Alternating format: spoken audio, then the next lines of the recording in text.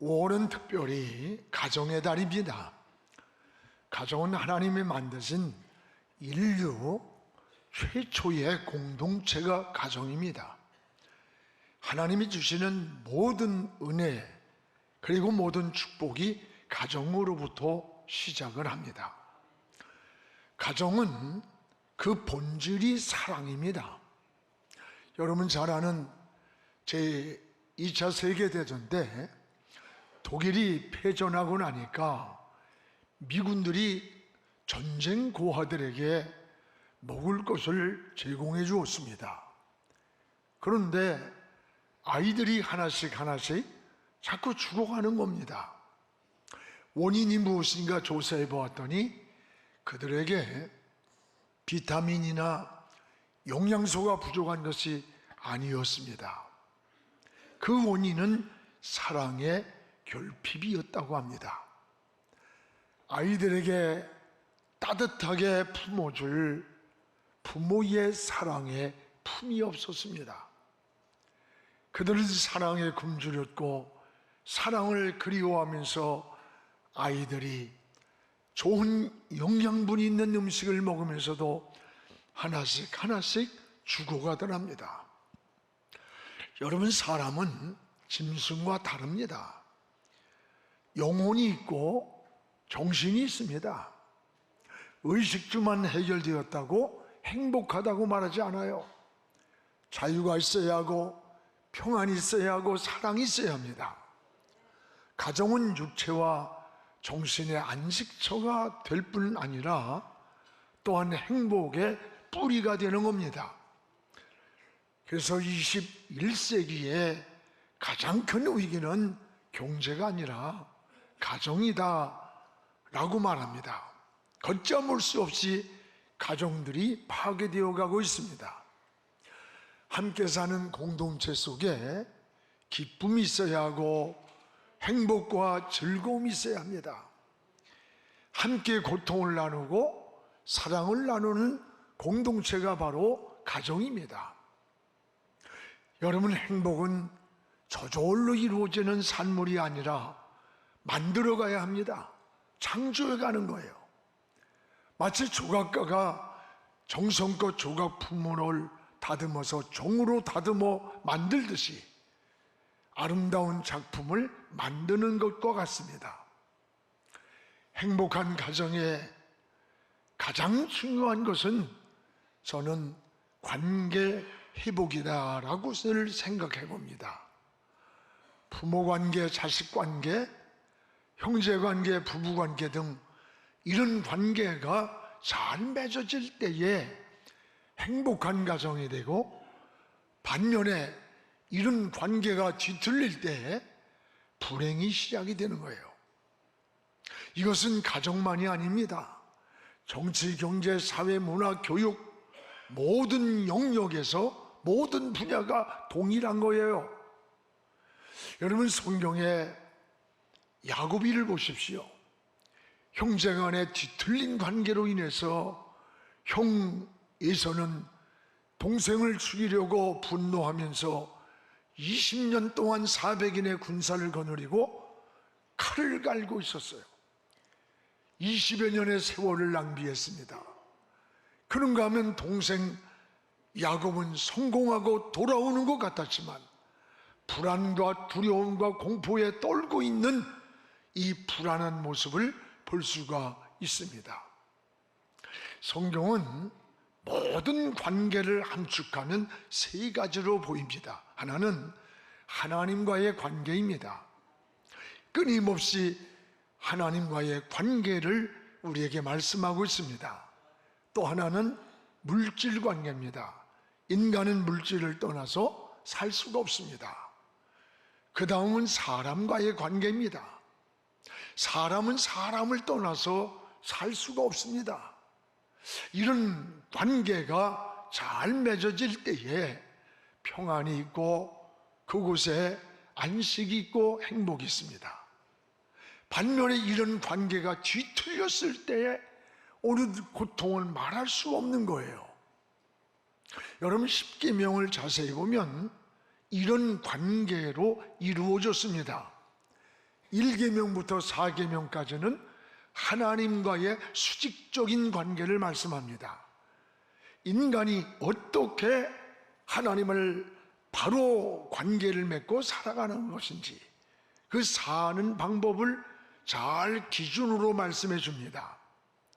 그러고 하면 5계명부터 10계명까지는 인간과 인간의 관계, 즉 수평적인 관계를 어떻게 맺고 살아야 하는 것인가를 알려줍니다. 신앙생활하면서 이 하나님과의 관계만 우리를 잘 믿고 살면 된다고 하는 이 잘못된 생각을 하기가 쉽습니다. 그렇지 않습니다. 여러분, 하나님과의 관계를 잘 맺을 뿐 아니라 인간관계를 잘 맺고 살아야 돼요. 그리스도인들이 잘못 생각하면 굉장히 이기적인 직장생활, 사회생활, 이웃과의 생활, 가정생활하기가 쉬운 겁니다. 우리는 하나님과의 수직적인 관계뿐만 아니라 인간과 인간의 수평적 관계가 잘 이루어지는 것이 이게 십자가의 원리일 뿐 아니라 또 십계명의 내용입니다. 오늘 하나님은 가정을 통해서 인류의 번영을 주시고 또 인간에게 축복을 주십니다. 우리가 5월달을 맞이하면서 우리 가정에 행복한 관계가 회복될 수 있기를 주님의 이름으로 축복을 합니다. 무엇보다 가정 안에 이 부모와의, 자녀와 부모와의 관계가 행복해야 합니다. 오늘 부모와의 관계를 성경에는 첫 계명이라고 말씀했습니다. 우리 2절을 같이 읽어보겠습니다. 내 아버지와 어머니를 공경하라. 이것은 약속 있는 첫 계명이라. 약속 있는 첫 계명이라. 1계명부터 4계명을 하나님과의 관계라면 5계명부터 10계명까지의 첫 번째 계명을 네 부모를 공경하라. 인간을 향한 수평적 첫 번째 약속 있는 계명이 부모 공경이라는 거예요. 여러분, 이 땅에 태어나서 가장 먼저 맺어지는 관계가 뭡니까? 부모예요.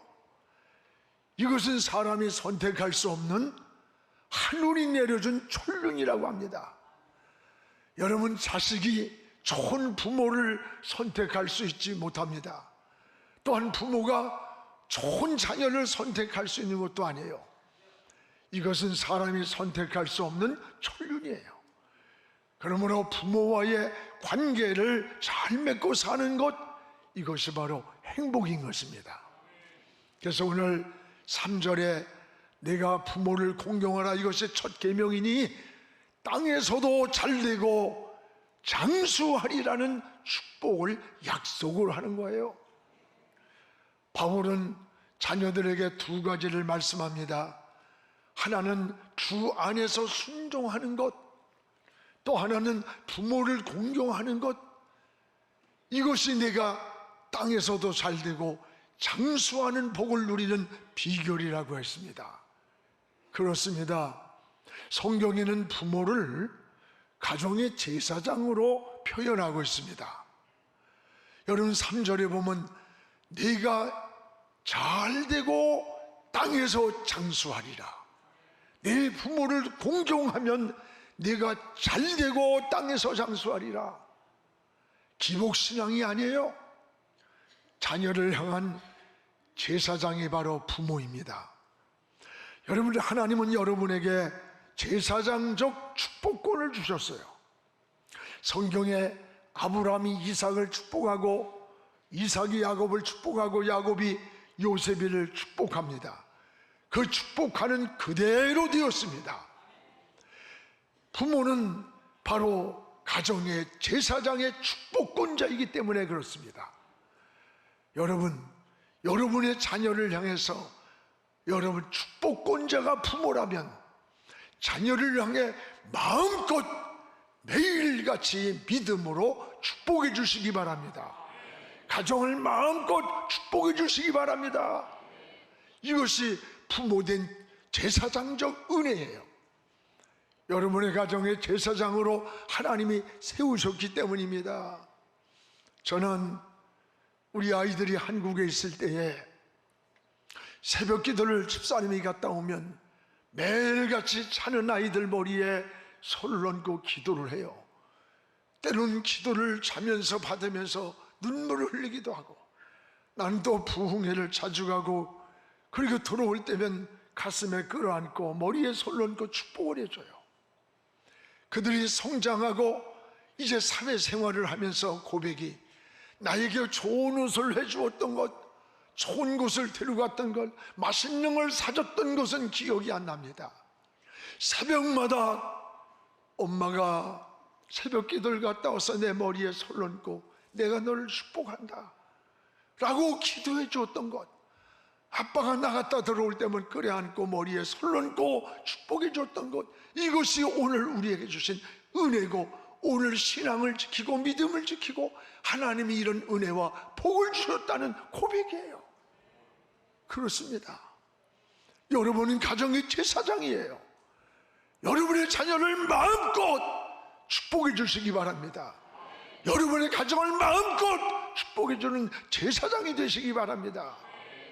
자녀는 또한 부모를 공경해야 되는 거예요. 공경이 뭐예요? 기쁘게 드리는 거예요. 여러분, 사실 연세를 들면요, 사사로운 일에도 서운함이 많아. 외로워하고 돌아서서면 눈물을 짓는 거예요. 왜 그런 줄 알아요? 몸도 약하고 마음도 약해졌기 때문에 그래요. 작은 관심에 기쁨이 있는가 하면 작은 말에도 노여워하는 게 연세를 드시면 그래요. 지난 기사에 보니까 부모가 가장 상처받는 말이 뭔지 알아요?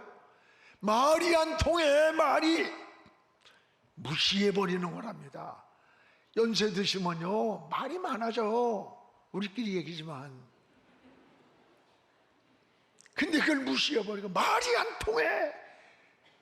그 순간에 무시되는 순간이 상처래요. 반대로 가장 듣고 싶은 말은 뭘까? 건강하게 오래 사세요. 더 듣고 싶은 말은 뭘까? 엄마 아빠 나를 잘 키워주셔서 고맙습니다. 나를 잘 키워주셔서 고맙습니다는 감사를 말할 때 가장 부모로서 행복을 느낀대요. 내가 너에게 공부도 많이 못 시켰고 좋은 것을 해주지 못했는데도 불구하고 나를 잘 키워줬다고 하는 감사를 고백하는 그 한마디가 부모의 온 마음을 뭉클하고 눈물을 흘리게 만든다는 거예요. 그래요. 여러분, 기독교는 효의 종교입니다. 이 불교는 죽어서 제사를 잘 지내는 것으로 효를 강조해요. 그래서 죽어서 무덤을 크게 만들고 거기에 향결을 만들어서 거기다가 뭐 부족을 붙이고 음식을 차려놓고. 여러분, 그러나 기독교는 효는 살아 계실 때 하는 게 효예요. 죽을 때 무덤을 크게 만들고 잘 쓰는 거 아니에요. 살아 계실 때 잘하는 거야. 마음을 편하게 해주고 기쁘게 해주고. 여러분, 전화라도 한 통화 해주고 아이들이 전화가 오면 얼마나 기쁜 줄 알아? 내가 전화할 곳이 있다는 게 얼마나 또 행복한 건 줄 알아? 자녀는 귀찮아서 쉽게 하지만은 부모는 그 한 통화가 마음을 움직이는 거예요. 근데 요즘은 부모를 폭력을 하고 부모에게 학대하는 가정이, 자녀들이 너무 많다는 거예요. 얼마 전에 자료에 의하면 한 해 65세 이상 노인이 3,392명이 극단적 자살을 선택했대요. OECD 국가 중에서 1위가 자살률이 높아. 3배나 된대. 3배. 40분마다 한 명씩 자살을 한대요. 목을 메어 죽고 물에 들어가서 죽고 약을 먹고 인생을 마무리해버립니다. 이게 남의 이야기입니까?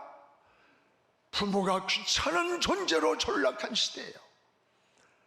이것은 굉장히 불행한 사회로 가고 있는 겁니다.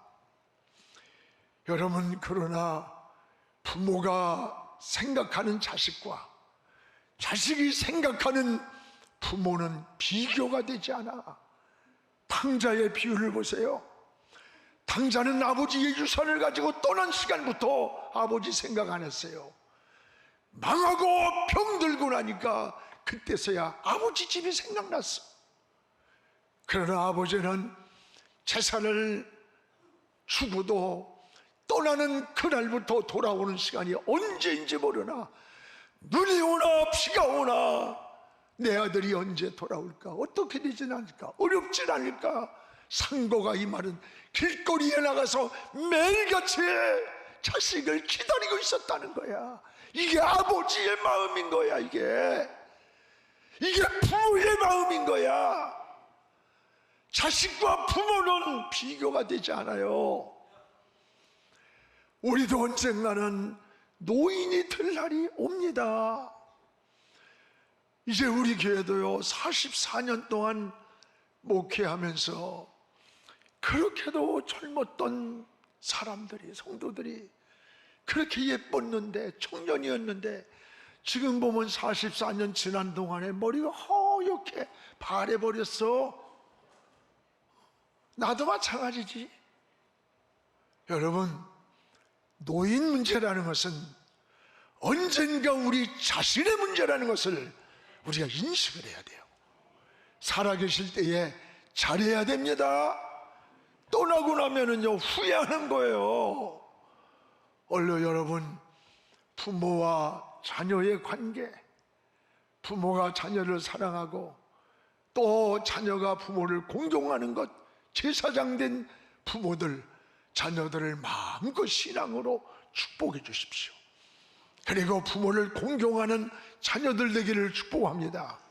또 하나는 오늘 가정 안에 부부 관계가 행복해야 한다는 거예요.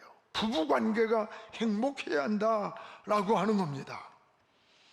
오늘 부모와 오늘 자녀 관계뿐만 아니라 이 부부 관계는 굉장히 중요한 거예요.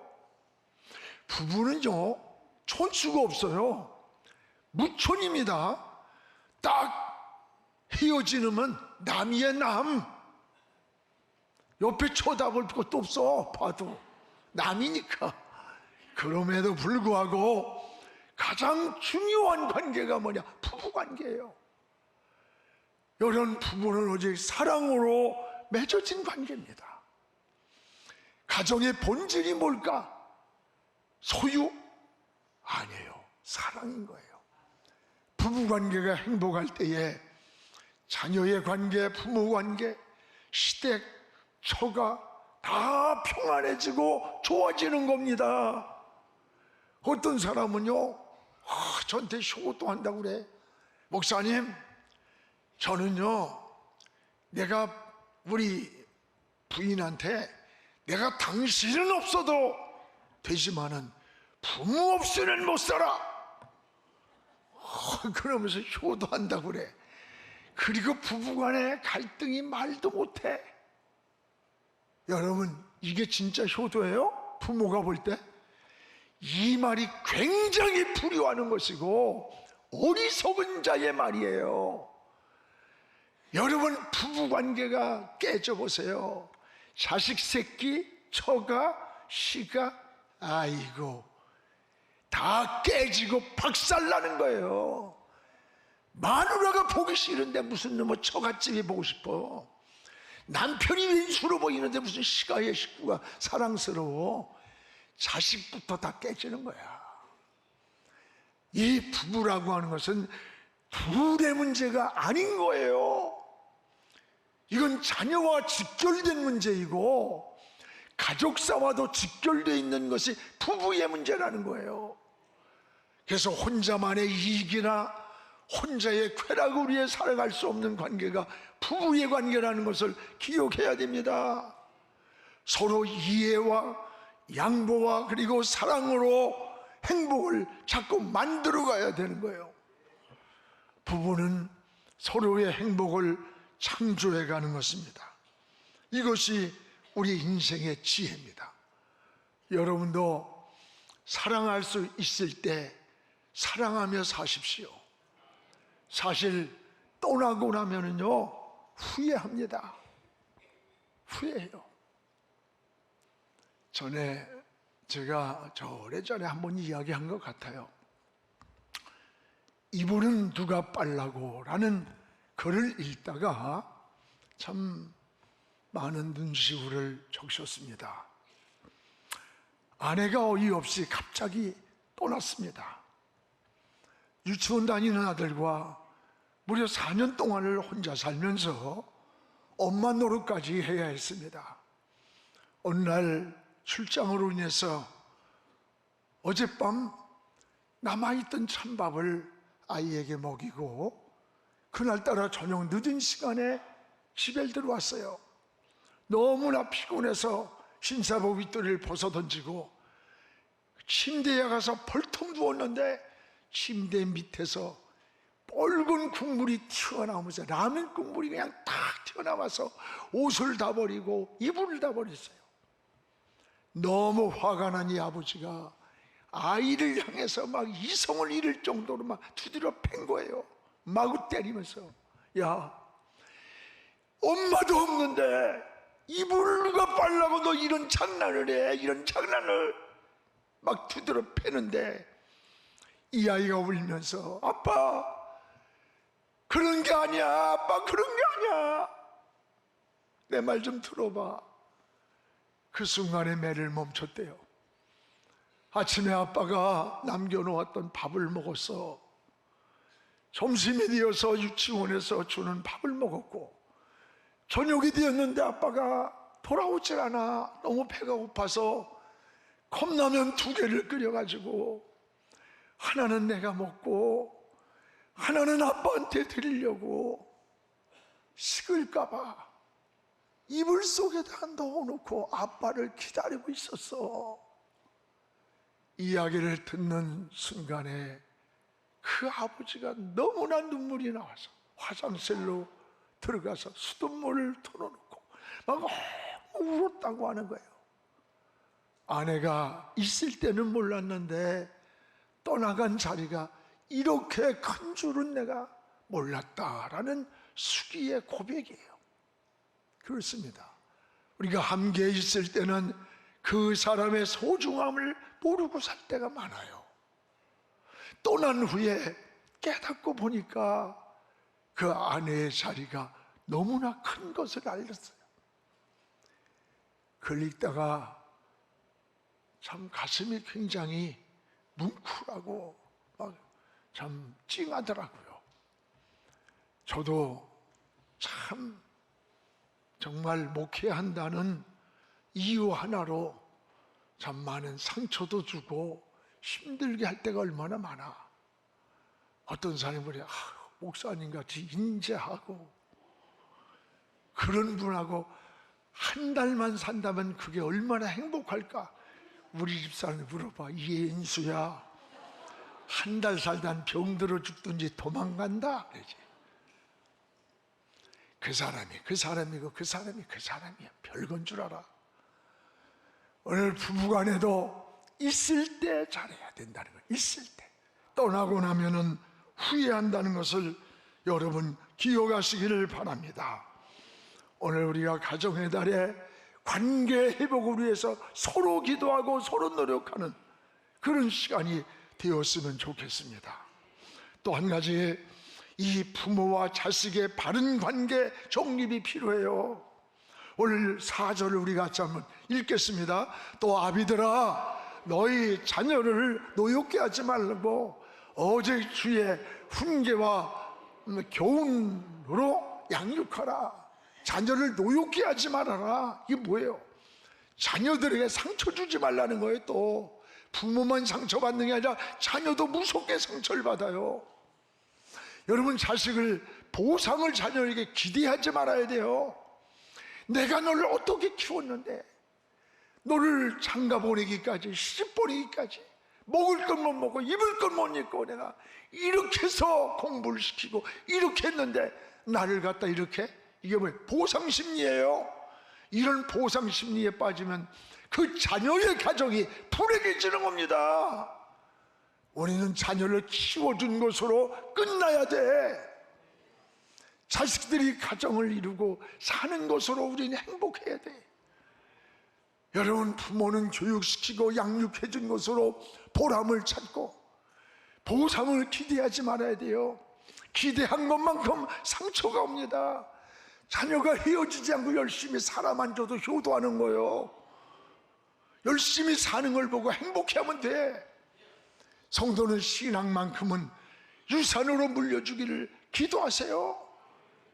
여러분, 자녀들한테 연세 들어가지고 뭐 사업한다고 조금만 더 뭐하고 그렇게 해서 돈 주고 노년에 가서 그냥 거지같이 돼가지고 말이야, 비참하게 되지 마라. 절대 속지 마라. 난 자식 새끼들한테 안 주기로 했어. 왜 줘? 왜 줘? 니들이 컸으면 니들이 땅을 파든 부두지 짓을 하든 다 해서 살아야지. 네 인생은 네가 사는 거, 난 내 인생은 내가 사는 거야. 주지 마. 나 젊은 사람들한테 내 욕먹을지 모르지만 주지 말어. 잘해는 새끼한테 나중에 딱 유세 썰었다가 줘. 왜 줘 그를? 농담 같지만 진담이에요. 오늘 여러분 정신들 바짝 차려야 돼요. 불에 타지 않는 것, 녹슬지 않는 신앙의 유산을 자녀들에게 물려주십시오. 이것이 진정한 신앙입니다. 여러분, 인간관계에서 가정을 잘 맺어야 돼. 성경에 모세가 그랬잖아요. 사무엘이 그랬고 디모데가 그랬고 노아의 가정이 그런 신앙의 DNA를 물려준 거예요. 바로 이것이 명문 가문이 되는 거예요. 부모의 교육은 자녀들에게 전인적인 영향을 주는 거예요. 믿음의 유산을 계승해주는 여러분, 그런 가정 되기를 바랍니다. 사랑하는 성도 여러분, 가정은 사람이 살아가는 데 있어서 가장 중요한 안식처고 행복과 사랑의 공동체가 가정이에요. 하나님이 주시는 모든 축복도 이 가정에서 시작됩니다. 인간관계가 가정에서 잘 맺어져야 돼요. 부모를 잘 섬기는 거, 부부간에 사랑하는 거, 자녀들에게 신앙을 물려주는 거, 가정의 희망이 되는 것이고 행복이 되는 명문 가문이 되는 거예요. 여러분의 가정이 그런 가정 되기를 주님의 이름으로 축복을 합니다. 기도하겠습니다. 거룩하신 우리 하나님 아버지, 고맙습니다.